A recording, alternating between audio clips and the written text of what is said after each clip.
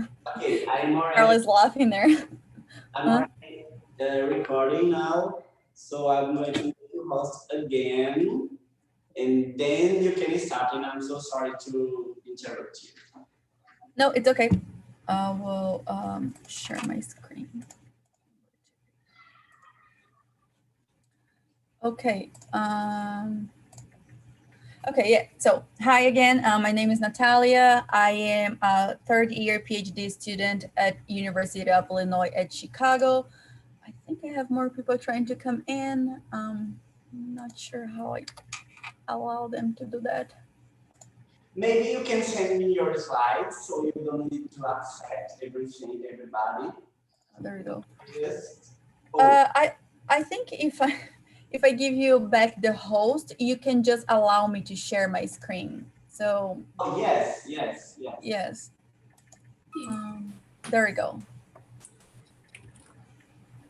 Yeah, Uh, you can just go when you go to share screen. Um, just select the option multiple people can share their screen. There we go.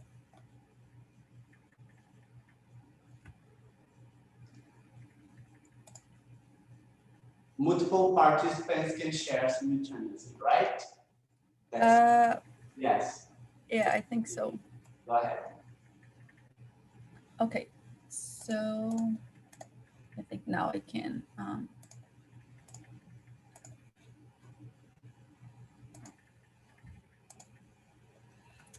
Okay. So I'm a third year PhD student at University of Illinois at Chicago. My current research focuses on cardiovascular changes, more specifically on how the vasculature reacts to different stimulus. I work in the lab with Dr. Tracy Baynard. I actually have a lot of lab mates. I basically work regular and not regular shifts from Monday to Mondays, sometimes not in the weekends. But a little bit of my background, I went to University of Campinas, which is most known as Unicamp, and my major was physical education. A little parenthesis here. So physical education in Brazil is what we call exercise science in America, although the name is different. Here in America, physical education is more like the context of people studying more the history of movements, while exercise science is more what I do, the physiology applied to exercise. I did my master's during my undergraduate studies. I did the program Science Without Borders, and I went to Indiana State University, which at the end I had an internship, a small internship in a lab, in a cardiovascular lab, and that opened the doors for me and Carla as well to come back for a master's. So we came back in 2016 and we did a master's in the Department of Kinesiology of Indiana State University. Our master's was in exercise science. And after that, at the end of my master's, I applied for PhD in a few places, and I ended up going to University of Illinois at Chicago, doing cardiovascular research. So currently I don't do anything with exercise anymore. I only do cardiovascular research, but I am hoping that one day I can go back to it.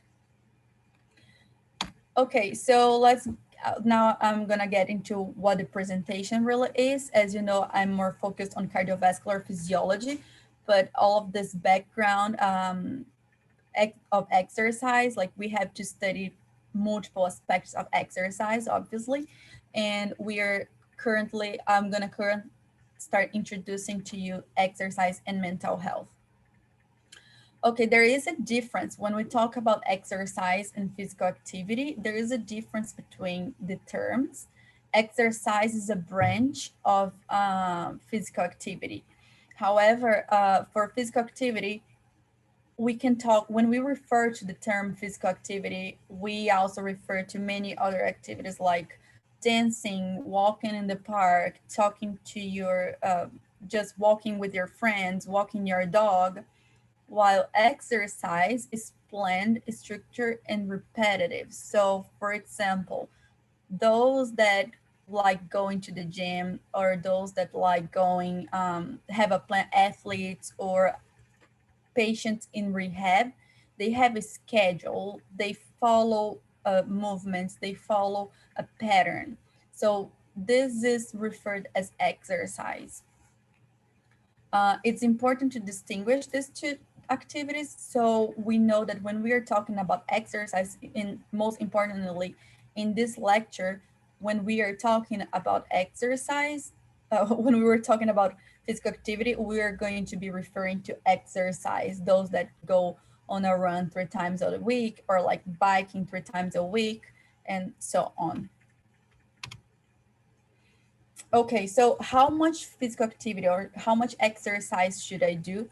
According to the American College of Sports Medicine, adults aged between 18 and 65 years old should do either 30 minutes of moderate intensity 5 days per week, or vigorous aerobic exercise 20 minutes 3 times a week. Again, here we are talking about aerobic exercise, and this is in order to maintain your health. So we're not talking about someone that had a disease and needs to improve their health. We're talking about healthy individuals in order to maintain their health, what they would have to do to maintain that.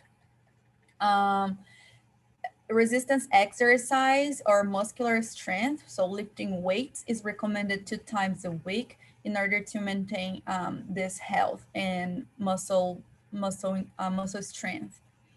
Again, the amount of training that you need is going to change according to your goal. So if you are an athlete, if you're a high performance, if you want to run a marathon, or if you want to run a 5K, or you just want to build more muscle mass, everything depends on your goal. These are recommendations based on healthy individuals that want to maintain and have greater longevity. Okay, so as we know, exercise has many benefits. So we know that when we exercise, we reduce body weight, it's potentially reducing cholesterol, it's associated with improvements on the cardiovascular system. We know that, for example, if you go for runs more often, you have like greater response of your cardiovascular system by improving heart rate, improving your blood pressure. We also know that as you start exercising, you have an increase in many other aspects of your health. But we also know that exercise is very beneficial to your brain, not only for the rest of your body, but more specifically today to your brain, to your feelings. And science has been very good at showing how exercise can benefit this mental health aspect by showing some data on how people that exercise are reducing depression, increasing their mood, so they have better mood, reducing anxiety, increasing self-esteem. You feel better, you sleep better, you increase your confidence, you have improvements on your cognitive function, your well-being, energy level. Anyways, anything related to that mental aspect get better. But then again, as I said before, we have we can divide into two benefits. Like we have the short-term benefits and the long-term benefits. Acutely, so the short-term benefits, you go for a run and you come back, or you go biking and you come back. Some research, like we have what is called traditional research. So since like many years ago, people or scientists have been showing that one session of exercise, of endurance exercise, is able to improve your anxiety, you're angry, and you feel better. that's associated with the release of hormones that help you to have this feeling of feeling happier, which is endorphin. And also we have less feeding. When I say less feeding, it's like less blood flow going to the gray matter area of your brain, which is responsible for depression. So the less you feed that area of your brain, the less response you would get, and that would reduce the depression, which would be the effect of your feeding that too much. Long-term benefits, again, all of this that we know, reducing anxiety, angry, but we also increase the ability to handle stress better. We improve clarity and cognitive function, and we lower anxiety. And as we know, we are living like very difficult times right now with COVID. So one of the ways of coping with it would be definitely practicing some more exercise or physical activity. Well, as I said before, we have like the benefits of physical activity and exercise are associated to your immune, your physiological and psychological issues. Today, focusing on psychological aspects, we have improvements in self-efficacy and distraction, which leads or results ultimately in improvements in stress and anxiety. Many people report that as they have more anxiety, they have less self-efficacy. So it's normal for you to hear some people saying, oh, I get a lot of anxiety and depression, and then I can't get my work done. I can't focus on my study. I can't study. I don't know where to start. I don't feel motivated. I can't focus. I sit on my desk and I open the book and I read, and I have to read 3 times the same things. Those could be associated to stress and depression. And by exercising, you could reduce these effects. So here in this study, we have this recent study. So I have been showing data that is like traditional classic data in science. So now I want to show you like something that is more up to date.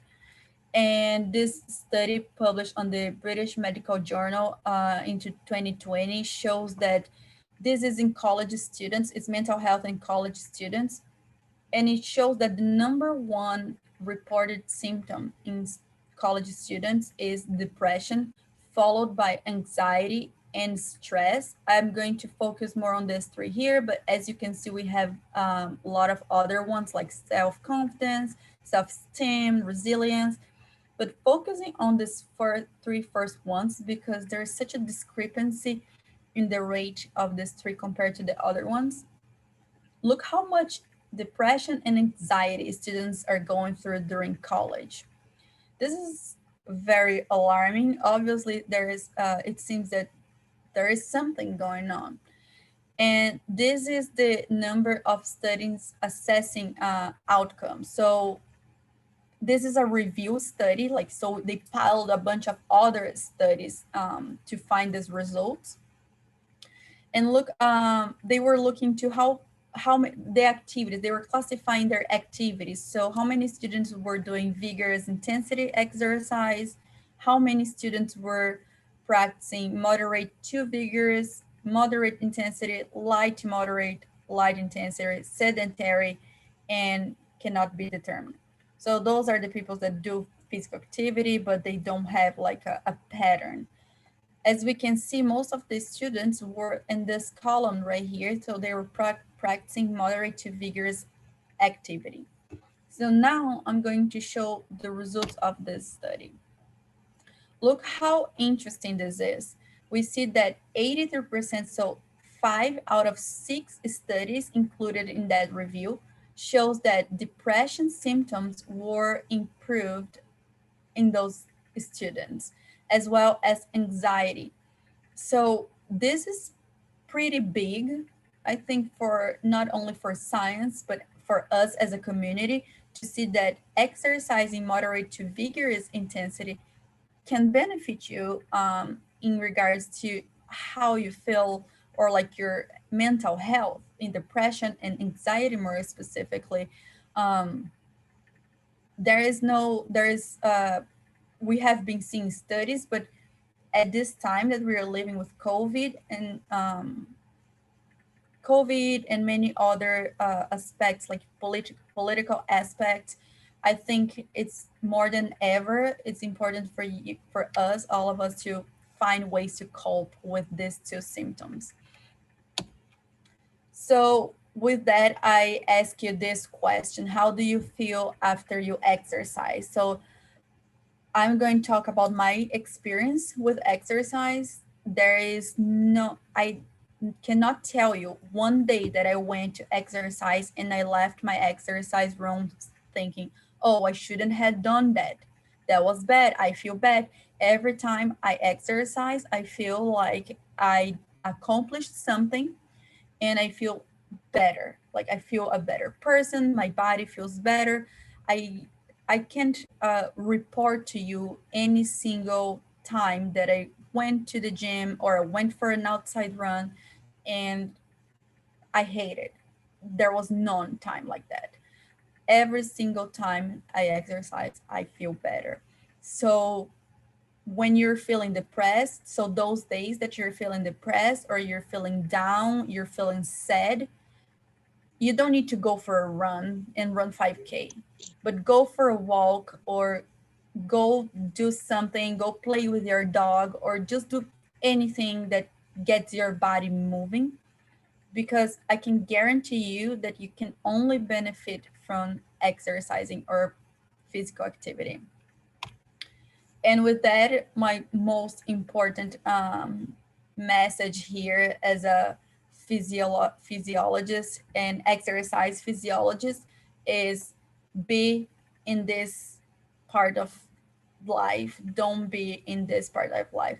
It is okay for you to some days have like the trash days that we call it. So cheating days, you want to drink a Coke and you just want to eat a sandwich, you want to go to McDonald's, totally fine. You can have those days.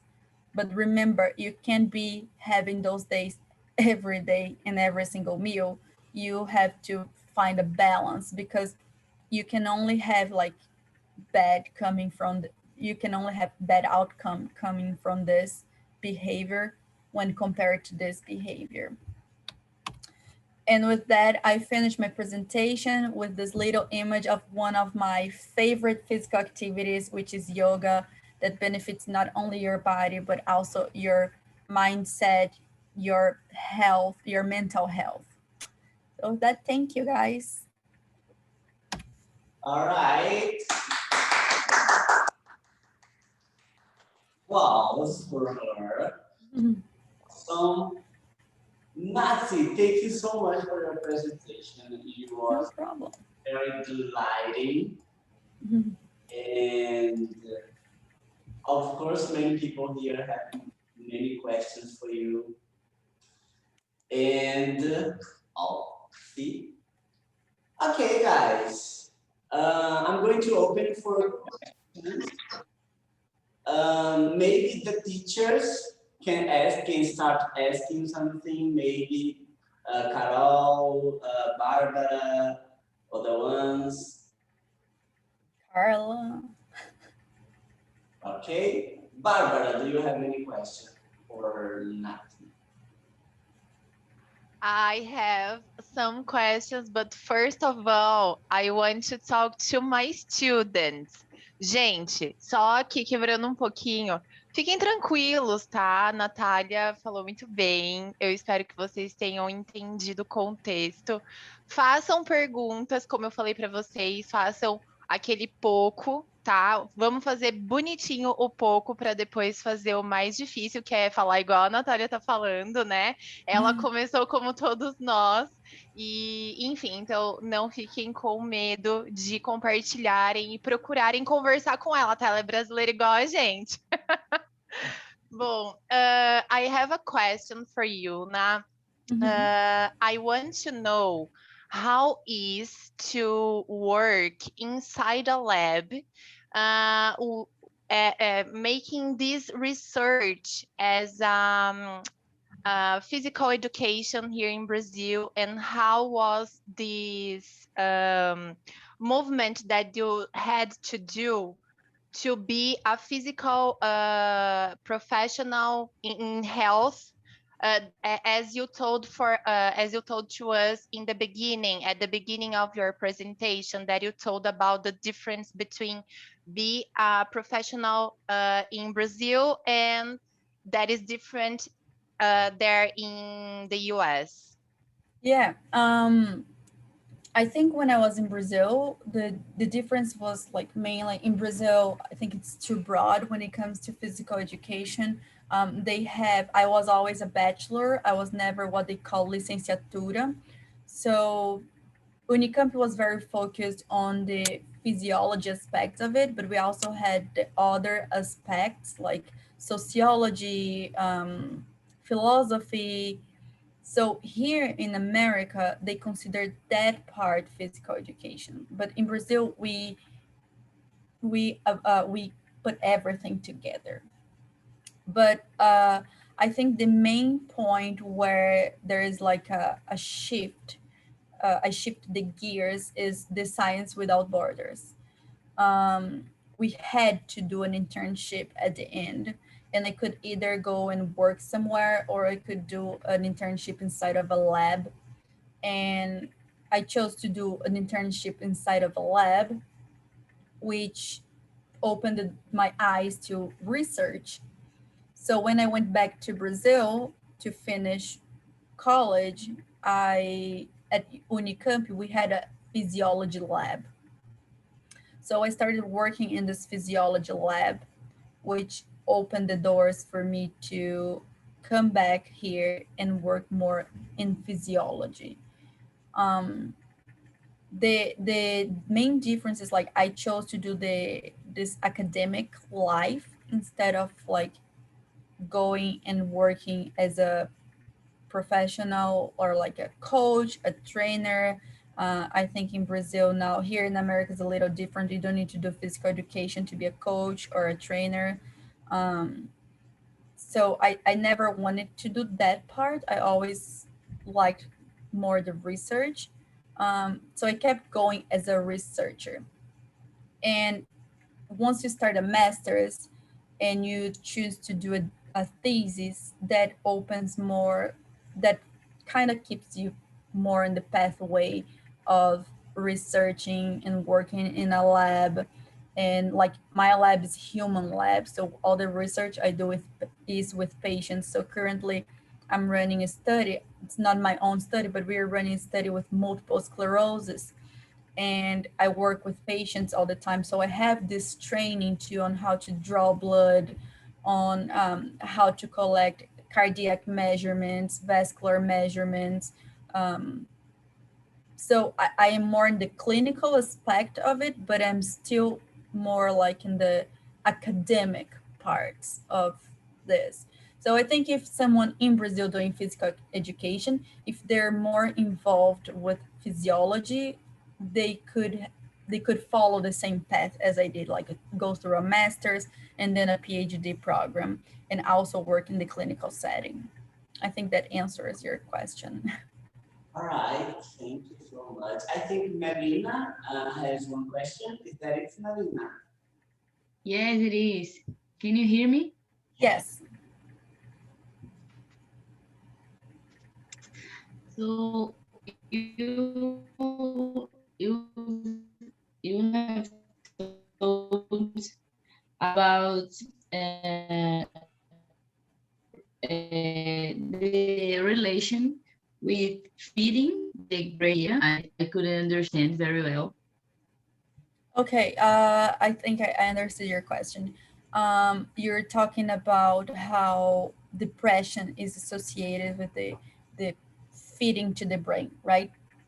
So what happens is as we have blood flow, as blood flows through some parts of our brain, there's some research showing that that part of your brain is more activated. So one part of our brains activates like memory, another part of our brain activates more anxiety, another one is more depression.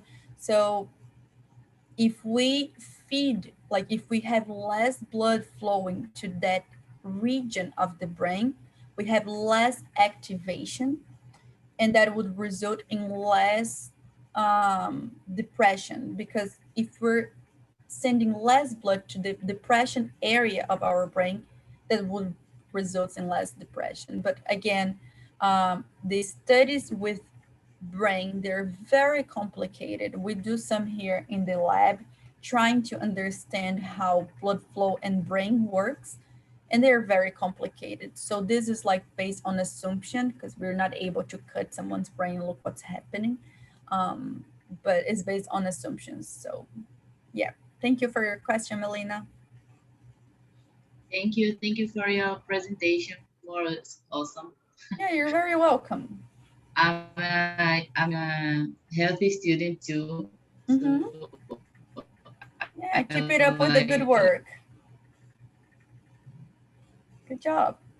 Okay, guys, if you have any question, you can raise your hand like Melina just did. Levantar a mãozinha assim nos reactions. Tem um botãozinho aí, você pode apertar e dizer. Se você tiver com vergonha de falar inglês, você diz, hey, Nath, good evening. Já praticou seu inglês. Or you can either send me questions here on the chat. Hey, guys, I'm here. Or you can say, oh, let me chat for everyone. Yeah. Gente, vamos gastar o inglês, gente. Agora é a hora. Raíssa, ó você aí, quero ver você gastando inglês. Caio. Let's Guys, go, guys. When Carla and I, we are like, we were together in all of this process. We spoke no English. We didn't know any English, so it's okay. So what is she saying is that elas não falavam inglês, gente. Elas falam português, tá bom? Ou seja, se tiver com vergonha de falar que seu inglês está um pouco enferrujado, a gente vai te ajudar daqui para lá. Mas não tenham vergonha. Tentem fazer alguma pergunta em inglês e aí vocês já vão praticando. Flávio, vou começar a apontar, viu, gente? Flávio, do you have any question? Flávio Andrade, is you? Yes. Not yet, teacher. Not yet, great. Amanda, did you just come right down? Oh, you were here before. First, I was going to say it was a great presentation. I learned a lot. And your English is so cool. And I was going to ask, it's almost the same question, but I got really, I was thinking about, because we studied the exercise, and it's easier to imagine that it affects on the hormones and etc. But it is a little complicated to imagine what happens in the brain, because I don't know, it's a little confusing for me. So if you can talk about a little more, I will. Thank you.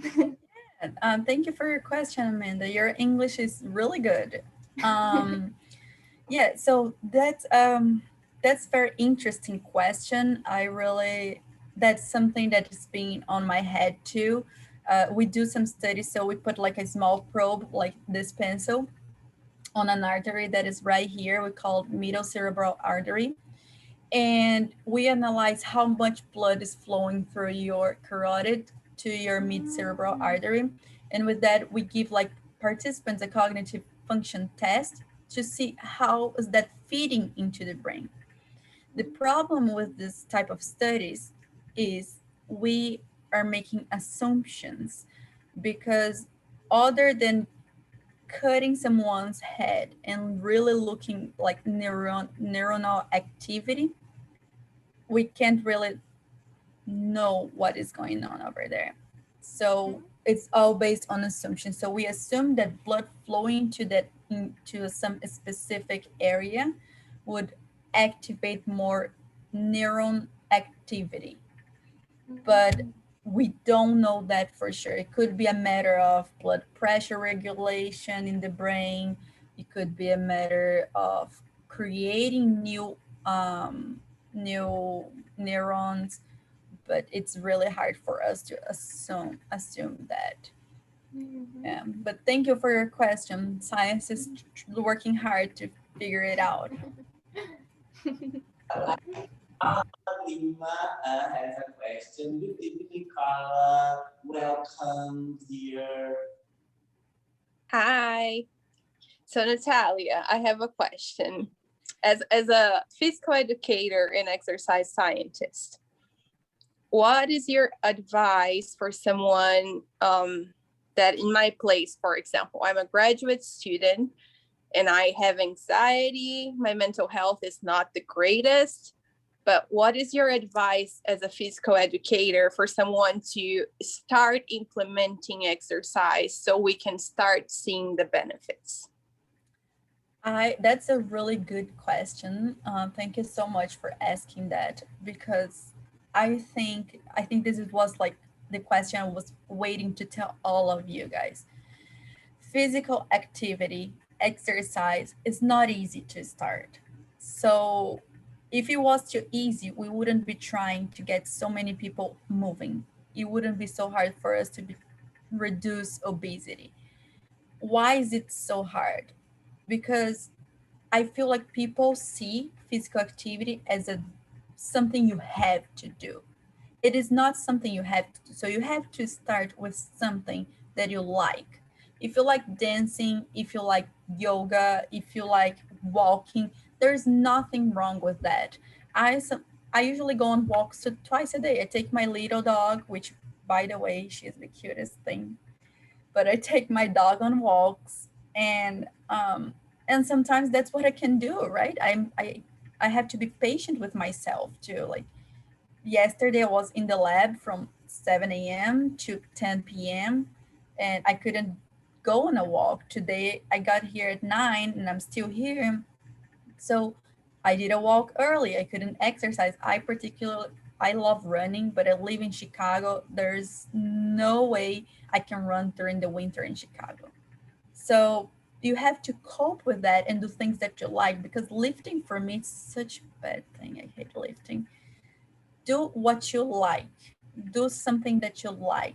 If you like any other activity, playing soccer, if you like playing volleyball, do something you like. So start with something you like, because one, that's going to be take your mind out of it, out of your stress and anxiety, and you're going to be immersed in that activity. Two, you're not going to face that activity as your work, as like you're not obligated. You feel like you are doing that because you love that. So it's important. Yeah, so I think that my main message would be start with something you like, because that's the way you are going to put them together, the health aspect of moving, exercise, and the mental aspect of it. And that's very good that I'm feeling right now, because as our target, the target is undergraduate students, and we are talking about mental and physical health, which is very important for the students who are starting the college, because everyone knows that everybody has some problem in university, in college. And you can see how we are connected, because if you go through the basic one, on lesson 7, we have a lesson talking about mental and physical health, right? It's the basic one of So English. So that is why when I say that So English is not just English is something you need to learn for your life, all right? And that's something, big, great. It's a great, so English is, there is a great, there's something behind it. And my teachers do know that. Natália know that. Carla Lima do know that. And teachers of English too. Okay, it was marvelous. Okay, guys, do you have any more questions you can ask? Natália, raise your hand. I think there is some people who can ask some questions. I'm going to point out. Cleia Medeiros. Você está intimada. No, I don't have a question. All right. Congratulations, Natália. Thank you, Clea. Fernanda Larice. Open your microphone. Sara. Sara Araújo. Sara No. quer perguntar, tá com vergonha. Don't have a question. Eu não sei falar, não sei falar. Fala do jeito que você sabe, do jeito que dá. Natália Elisandra. Ai, senhor. First, congratulations. I loved it. I don't know, não sei. Não sei falar. It's okay. Vai no seu tempo. Pode falar devagarzinho. Assim que a gente vai. Gente, lembre que isso aqui é a primeira palestra. Isso não tem nem 6 meses. A gente vai chegar lá. Okay, Carla Lima. Yes. Carla Lima, guys, is another graduate student, and she's right now in Alabama, right? Yeah. Carla, can you tell us how is your life? Where are you from? Something about your background and your scholars, something about you, please. Mm-hmm. So, before I do that, I want to say one thing to all of these students. And I'm going to say that in Portuguese, and then I'm going to say that in English. It's brief. Quando eu vim para cá no intercâmbio, como a Natália disse, eu não sabia nada de inglês. Eu sabia falar, meu nome é Carla. Eu estou fine. Era o que eu sabia falar. E nos primeiros 4 meses, eu percebi que os outros brasileiros que estavam comigo, que não tinham medo de falar, não tinham medo de perguntar, estavam aprendendo muito mais rápido. E é exatamente isso que a gente precisa. A gente precisa abrir a boca e falar. Então, assim, por exemplo, quando eu cheguei eu não sabia uma palavra, eu apontava. Se eu não sabia como falar a apresentação, eu falava, ou eu pedia ajuda para alguém, que no caso de vocês têm os professores. Então, se você quer perguntar alguma coisa, ou falar obrigado pela apresentação, mas eu não sei a palavra apresentação, fala apresentação em português e pergunta como que fala em inglês, sabe? Não tenha medo de falar. Aqui a gente é tudo amigo. Agora eu vou falar sobre mim. So, I'm in Alabama. I have a bachelor's in physical therapy from Brazil.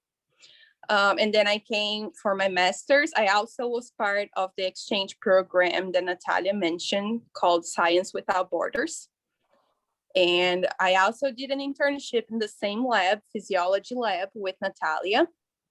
And then I came back to Brazil, finished my bachelor's in physical therapy. And then I came for my master's, which was in exercise science, but mine was focused in biomechanics, which is the analysis of the human motion.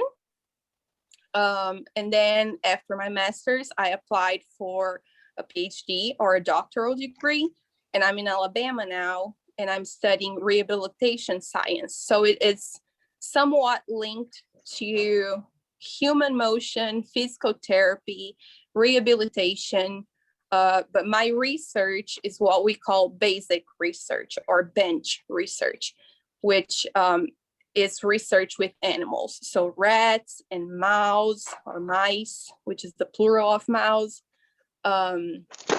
So I do basic research. I don't work with humans currently. I do have a background with human research or clinical research, but my PhD is solely focused on the neurophysiology or physiology, how the brain works and the spinal cord works when we are going through chronic pain, specifically chronic low back pain. So that's what I do. Very good, dear. I'm so happy to have you all here. All the teachers and all my friends from the Science Without Border, and all of these students too. And know that someday you will be here talking about your project and what you work about, what you study about. It's just a matter of time, okay? But as Carla said, don't be ashamed. Não tenham vergonha. Nós somos tudo brasileiro, por isso que a gente se junta quando está no exterior, que a gente se entende, tá? Mas é sobre isso que a gente quer que vocês façam também, tá bom? A gente quer que vocês aprendam e venham falar depois sobre seus projetos. Mas calma que a gente chega lá. Enquanto isso, a gente vai organizando a próxima palestra com ela mesmo, Carla Lima. A gente vai bolar um tema bem legal, interessante para todos, tá? But I think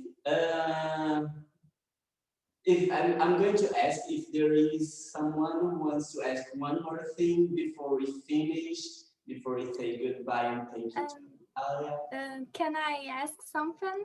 Of course. Again? So Carla, I am studying physical therapy here, and I was going to ask you, Carla and Natália, if you can talk more about how is living abroad and how was the experience and the difference between both countries. And you talked about that you don't even know how to speak English, but I want to know more, you know, because I really want to go there one day too. Oh, we have a bridge here, okay? We have one bridge. Maybe you can contact Carla Lima to apply for a master or a doctor at your university or at Natália's university. Olha, para que a sua inglês existe, para botar vocês no mundo. Ok, Carla. Maybe the next presentation could be covering Amanda's question. So how to, if you have an interest on doing an exchange program or coming here for a master's or doctoral, whatever you want to do, how was our experience, Natalia's and mine, and like what advice we have. But thank you for the question, Amanda. Thank you for speaking up. It's very brave. I'm proud of you. But so physical therapy here, and this is something that I learned when I was here. So here you have to have a license, and physical therapy here is actually a doctoral degree. So it's not undergraduate like in Brazil. So when you come here, if you wanna work as a physical therapist or as a PT, like they say, you have to apply for an exam, you have to validate all of your courses, and you have to get a work visa, of course. But that's a long process. It's a hard exam. It's a difficult exam. So I heard I didn't apply because, like Natália said, I follow the academic route. So I'm doing research instead of working in the clinic with patients. And it is also costly, so it's expensive. But if Jeff wants, or if the So English community wants, maybe we can do a talk covering all of that experience of coming here and the cultural differences and stuff like that. Yeah, then I think that's really great and really interesting for everybody, right? To talking about how did we go to United States, how they are surviving there, what are they eating, what are they studying, how can Brazilians apply for some studies in United States. That's a really great idea. Okay, but I think Flavio and Andrade have one question. That is going to be the last question, tá? A última pergunta, ou se alguém tiver mais outra, eu vou abrir mais outra, e aí a gente encerra para a gente não ultrapassar o limite de 1 hora. All right, Flavio, you can ask the question. Okay, teacher. Thank you. Firstly, congratulations for your excellent presentation, Natália. And my question is there a minimal time necessary to practice physical exercise to bring us some benefits? Because sometimes in my free time, for example, I would like to something, but in the same moment, I think that is not time enough to bring me some benefits. About this, what do you say? Hi, Flavio. Thank you so much for your questions, and congratulations on asking the question too, because as Carl said, it's very brave. That's a really, really good question. Oh my gosh. Guys, so if you don't have time to exercise, adding time to time definitely helps. So there is recent research showing that, so you spend 7 hours sitting in front of your computer, and then you spend 1 hour exercising. That 7 hours sitting in front of your computer kills your 1 hour of exercise. So there is more benefit if you, every hour, you get up of your chair, you walk for 10 minutes and you come back to your work, than if you just go at the end of your day after sitting for 7 hours and exercising at the end of your day. So if you don't have time to exercise, walk, go around a block, go outside, go to your garage, come back, go drink a water. If you have stairs home, go up and down for like 10 times. Don't need to rush, don't need to get sweating, go on your pace, but get moving. Even we have a study here in my university with diabetes, just like a small device that they move their feet under the desk helps them to improve glucose levels in the blood. So Flavio, more specifically, if you like exercising and you don't have time, this is something I also tell my dad. I got him a watch to verify his steps, how many steps he walks a day. If you don't have time, just go for short walks, 5 minutes, 10 minutes here and there every other hour. And then if today you have time, but tomorrow you don't, you can go for another activity. I don't run, I don't have like a schedule. If I have time during my day, I go for a run. If I don't, I just try to get my steps and get moving more frequently. But it's, you can do what fits best for you, for sure. The important thing is to be moving. Thank you for your question. Thank you too. Mm-hmm. And we have the last question, which is Barbara's student. Raissa, go ahead. Hello, guys. So, putting my shame on my pocket here. So be easy with me. I have 3 questions in a row. Okay, so I was kind of writing down here and being courage to make it. So I'm taking advantage that you guys are experts about physiology, so it's very cool, and not getting things in a political way. But recently we had to hear about it's kind of fake news that masks could have negative impact in our health, and who told that was our president. So I want to know about you guys if you have scientific studies about this, and what is, if there's a kind of truth in this or not? What is the position about scientists who are studying about physiology, about, the use of the masks and the consequences of it? Yeah, thank you so much for your question, Raisa. Good job. That was a really good question. And it's like up to what we're living right now these days with COVID.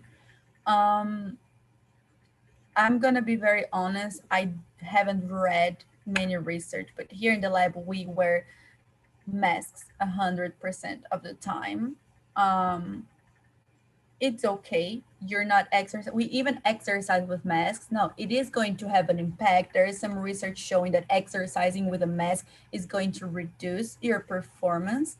But if it's just like your basic living, your breathing rate doesn't change unless you have some other factor. For example, you get claustrophobic and that changes the rate of your breathing.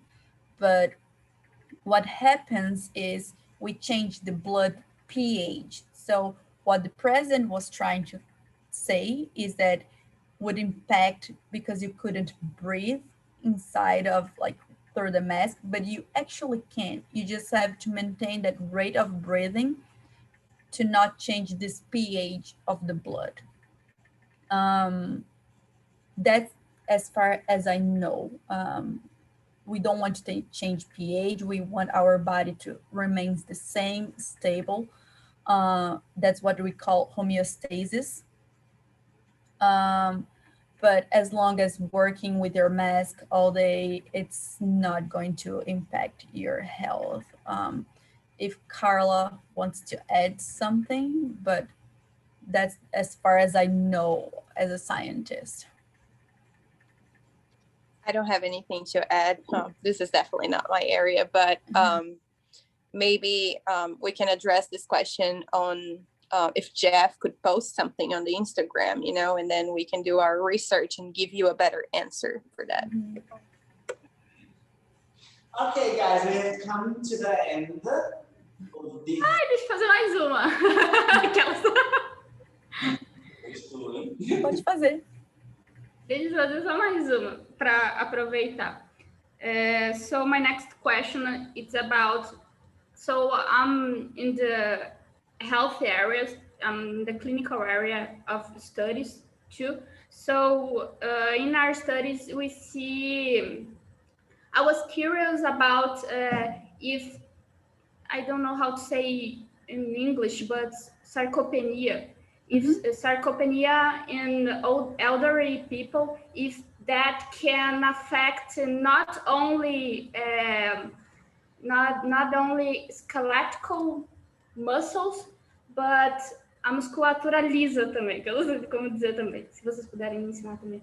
If that could affect and impacting another em outros sistemas do corpo. Por exemplo, eu sei que pode afetar na respiração, por exemplo, os pacientes que ficam muito tempo entubados, por exemplo, tem que fazer toda a fisioterapia para se recuperar depois, mas são músculos esqueléticos, que nem a gente vê, né? Eu queria saber se a sarcopenia, se essa falta de músculo também poderia afetar a musculatura lisa de idosos e afetar outros sistemas, que nem o trato digestivo ou, enfim, outros músculos. Aisa, that's such a great question. I could spend like 2 hours answering that question right now, because when you talk about like the skeletal muscle and interactions, I could talk here for hours. This is like my passion.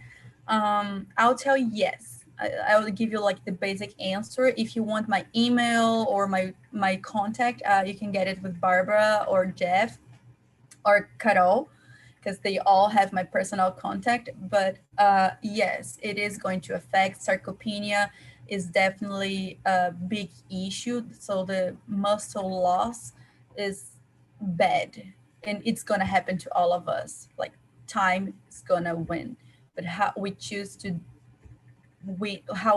lose is very important. Now, these patients that they get COVID, they go into the hospital, they're intubated for several weeks. They are gonna if they are elderly, they're going to have a massive decline on their muscle mass. With muscle mass, we also lose some of the veins that we have in the muscle. So we know the capillaries that go in the muscle. As we lose this ability to feed our muscle system, I'm gonna talk more specifically to the cardiovascular system. We know that that's going to impact on blood pressure. And then I can go deep into physiology, but we don't want blood pressure to be changing too much. We know what happens, high blood pressure is bad. Another effect of it is changing to the vasculature. If we change the muscle, the smooth muscles, which is called musculatura lisa, this physiological anatomical changes in this vessel precedes cardiovascular diseases. So problems in the heart per se are seen with dysfunctions into the vasculature, in the smooth muscles. So yes, really good question. I can talk to you for hours about that if you want to, but as we are approaching the end, I'll end here. Okay. Thank you so much. Thank you so much, everyone, for coming tonight. I hope you come to the next presentation as well. Okay, and we are very happy for everybody. Thank you so much, guys. Thank you all for coming to my presentation. Thank you all for listening. Vou falar em português agora. Como a Carla falou, a gente sabe que é muito difícil, a gente sabe que é difícil se colocar lá, se colocar na posição de falar, de se expor, não é fácil. Essa semana eu tive uma apresentação e eu tive que me expor para pessoas maiores. Gente, eu quase fiz xixi nas calças.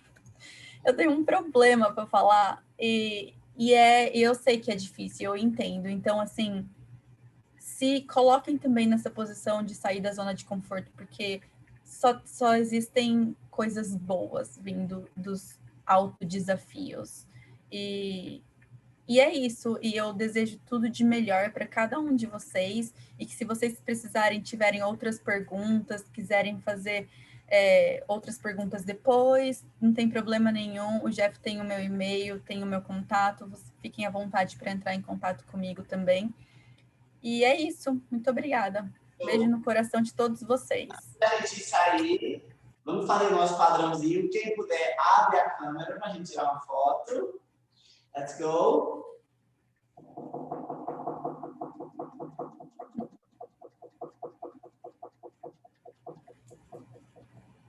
Tem nenhum robô aqui não, viu? É todo mundo gente. Os bots estão tudo descansando, né, Jeff? Não trabalha na solidão.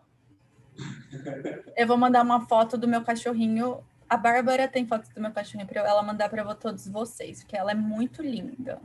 A Natália é mãe de pet. É pet mom. Ela pesa 2 quilos. E 50% de abre a câmera. Esperar só mais um minutinho, tá todo mundo abrindo. Olha quantas pessoas. Ok, então acho que é isso. Não tenho vergonha, vamos lá. Em 3, 2.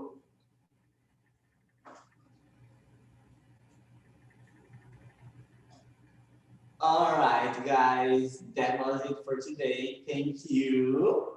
And see you in the next event, okay? Bye-bye. Bye, guys. Kisses and hugs.